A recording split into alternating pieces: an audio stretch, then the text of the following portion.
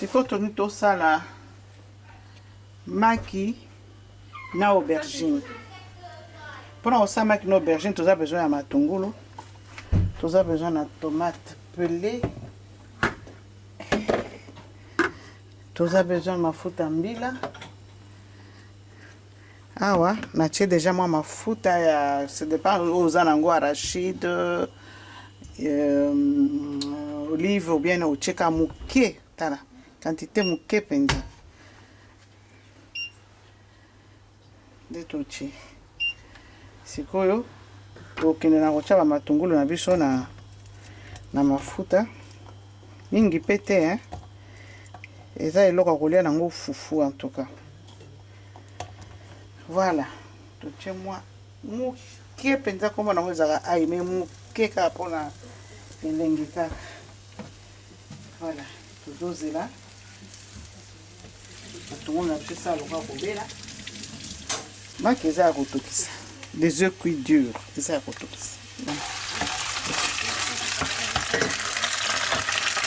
Nauti otya ndambo ya tomate mingi pe te, kitisa moto tobaloli tomate na biso ezala pe ebele te. Voilà, sikoyo oyebi kaka nde nayebisaki bino ngai nazotya bakibe mino moto na moto aza na kibe asalela eza kaka kibe ampate. Natie mwa kibe na ngai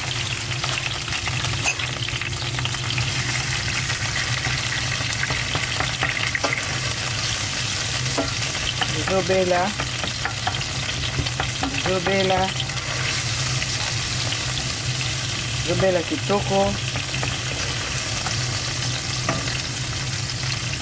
Natiaka yango mpe mwa laurier moke soko ezali pe ya laurier ya mike mike, totiaka me misaki mpe eza mike. Sikoyo tokotya mai na tomate na biso, ndenge otya mingi mai ya moto mpo soko otye mbala moko ezwi. Voilà, totie mai.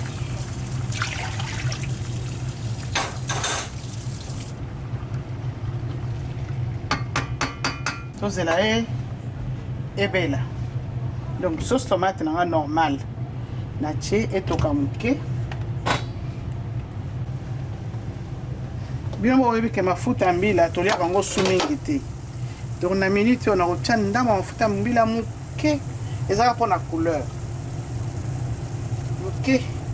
Voilà, ici tokotia lisusu te, finiki yango etoka. Pendant que ezotoka tokokata maki na biso na kati yango na katikati, tozokata maki na biso katikati. Maki na biso eza poto ya kotia na nzungu na biso ezotoka na pembeni. Awa tosaki sauce tomate normal, tomate mingi te, tomate moke. Toyo kotia yango mwa mafuta mbila kaka mpona couleur po eza eloko baliaka nango fufu. Toyoka kaka mafuta mbila eza mabe, me basaka nango biscuit, basaka nango chocolat, mafuta mbila eza partout. Bakoko na so azoleka mafuta mbila, mais comme on dit tout excès nuit, faut kotia yango kaka moke ebele te. Atie maki nanga azozela, tozongi na nzungu nasala kotoka botaka couleur yango ezwi déjà sans que totia eloko. Tokotia pilipili na maki na biso na sauce na biso plutôt. Tokotia pilipili na nameka soki kibo na tiaki ekokaki to na bakisa mosusu.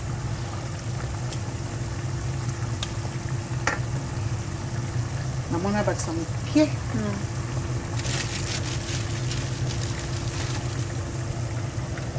Voilà, sikoyo lokola tosali boye nazopose maki nanga, nazopose yango na sens oyo.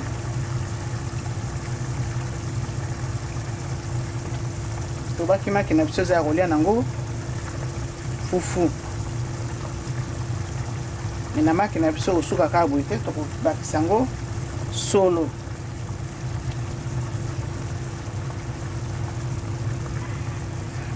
Oyo naza na nyama te, nyama yango oyo maki remplaçaka nyama. mpona protéine toyebi yango kana yango kofinika mpo eza nango na problème te yake kozwa ekokoma vert ekokoma jaune te. Voilà, natiango pilipili mibale namonaki moko ekoka te mpo yango ebongaka mpenza pilipili eyokana. Moni couleur ezwi déjà.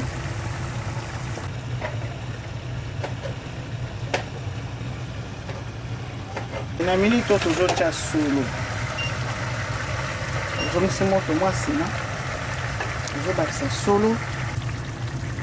solo na biso na maki yo komonaka présentation nango lelo kotiango na mesa mona bapapa ndenge baolia fufu surtout soki obengi bapapa baluba mame baoboya nani soko totika yango ebela po solo ebela ekota te mungu totala nzungu na biso eza na moto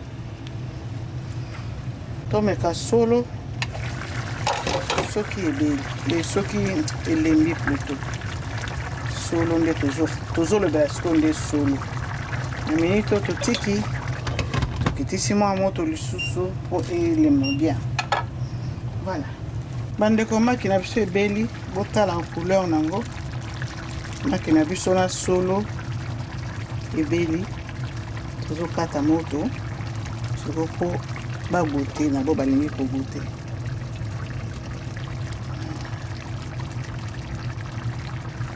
Merci beaucoup pour la patience na bino. Tobandeli recette mosusu ya dongo dongo.